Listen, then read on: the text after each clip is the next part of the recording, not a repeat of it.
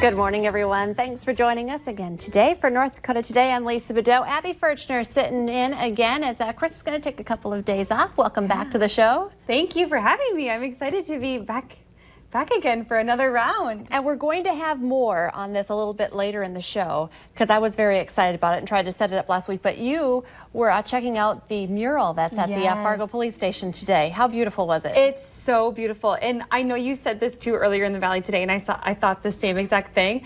When I got there, I was like, whoa, this is actually really big. Like, it is a whole wall. And Officer Mike Bloom with the Fargo Police Department, he was talking about how they want to bring Alex Lopez, the Miami artist that flew up here to do the mural with us. They want to do the top of the wall as well. So it's like gray and then it's the mural. So they want to cover the whole wall into something. So I think that will be so cool if they actually continue the mural into I agree. It's beautiful. It's graffiti art. We're going to be showing you more of it a little bit later on the show as well. And really the great mission behind the art as well. So stay with us. That's coming up on North Dakota Today. I also wanted to talk about this today because it's one of those like feel-good stories. I don't know if you heard about it. A good deed at the North Dakota State Fair in Minot is going viral on social media. Take a look at this. It warms your heart. It's a picture of 4 boys holding up a woman in a wheelchair so she can see the stage. Now, we did talk to some of the people involved who said it all started with a simple idea from Lex Smith. He asked the woman if he could hold her up during a good song, and of course she said, yes, that would be awesome. So Lex not only got his friends to lift her up during that song, he also put her on his shoulders for another song, and he stood by her throughout the concert to make sure that she would have someone to dance with. I love that. You always see people on people's shoulders and things like that, but for this group to go and be like, we're going to lift this wheelchair up and give her the best view. Doesn't that just warm your heart? I love that. That is a really good story to start with. No, like that at a... I don't think I've ever seen that happen at a concert. Because I've seen, of course, people like, woo, let's get on the shoulders, but not something like that. That's super awesome. That's that whole North Dakota, Minnesota nice thing that's happening. And I know a lot of people here in the Valley don't go out to the state fair. We have the Red River Valley Fair. And then, well, you're from Minnesota, so the Great Minnesota Get Together. You probably have gone to the fair a lot. Oh, yeah. I have. There was like a tradition in my family when me and my sister were younger, especially. But I mean, even all throughout high school, and I would go home in college, of course, to go and go back to the state fair. But even at concerts like that, like I've never seen them hike someone up like that before. That's awesome. It's amazing. You know, I'm from Western North Dakota, so the state fair out in Minot, it was a big deal, and still is. When I was looking at there was quite the crowd there. I think they even had, and I don't know who was playing, but Tim McGraw was there this year, so they do get some good acts. I want to say Rascal Flatts. I could be wrong. I didn't go this year, but I have a lot of family. I know my sister in Hillsborough goes back for the state fair every year just to kind of connect with people. And it's such a good time. So I just wanted to start with that, just to show you there are some good people still out there, and it just makes you smile on even this Wednesday. at a would you call that a rock concert? Well, I don't know. Well, I don't know what concert is that. What Weezer, concert wasn't it? Oh, it was Weezer. You're right. It was Weezer. Is that rock? Yep, that's rock. Rock alternative. Yeah. So I think that's kind of fun, like a more punk in there. That's true. Helping each other out. I went to Weezer back, I think, at the Civic Center in Fargo, like a bazillion years ago, and they had an amazing late show. I didn't really.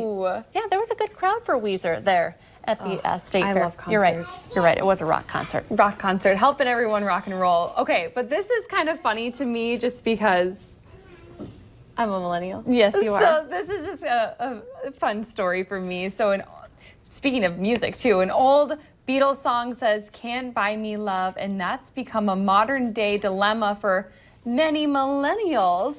In our consumer alert this morning, a new Singles in America survey found 30% of millennials feel a financial situation is holding them back from pursuing a relationship. I would have never. Do you think this is true? Okay, so I think basically what they're saying is that dating's just too expensive. I think that's so.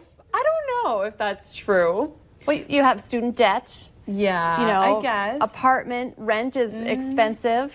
Okay, so yeah, you're a millennial. You're in the dating world right now. In the dating world. Do people do they split? Go Dutch or whatever they call it? Do you, or does the guy usually still pay? from what I've experienced, the guy usually does still pay for the first date, so chivalry is not dead. Most of the guys that I've dated throughout my millennial time here, they have paid for the first date, but I don't think it's necessarily as like forced.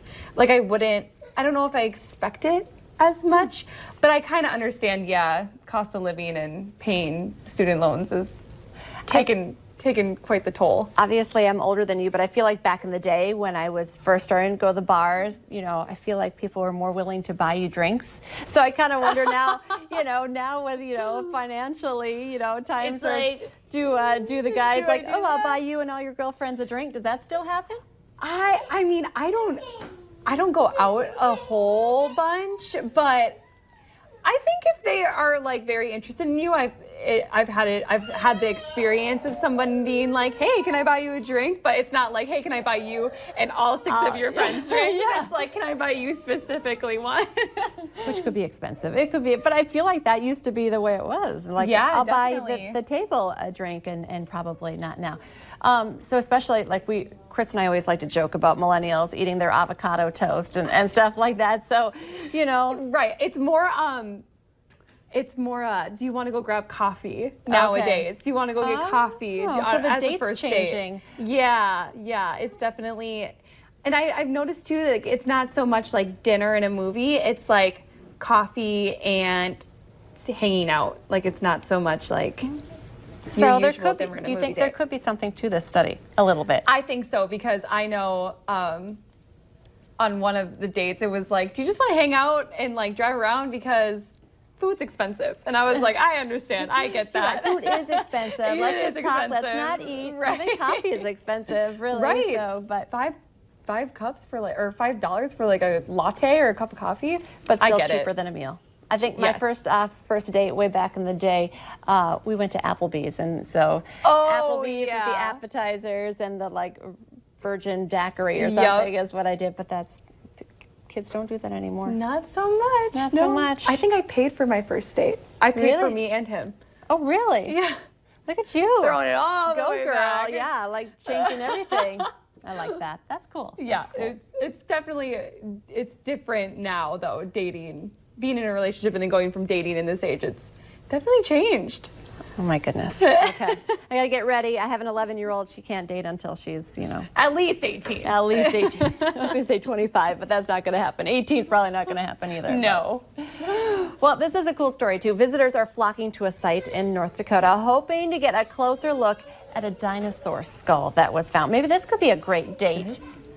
There you go. There you go. It's an experience. Millennials like experiences. You are totally right. A California college student found the 65-million-year-old Triceratops skull in the massive Hells Creek Formation last week. We talked about that on some of our newscasts earlier. The area is known for being a treasure trove for fossils. Researchers say the skull is a significant find, but there is the potential for many more exciting discoveries in the canyon.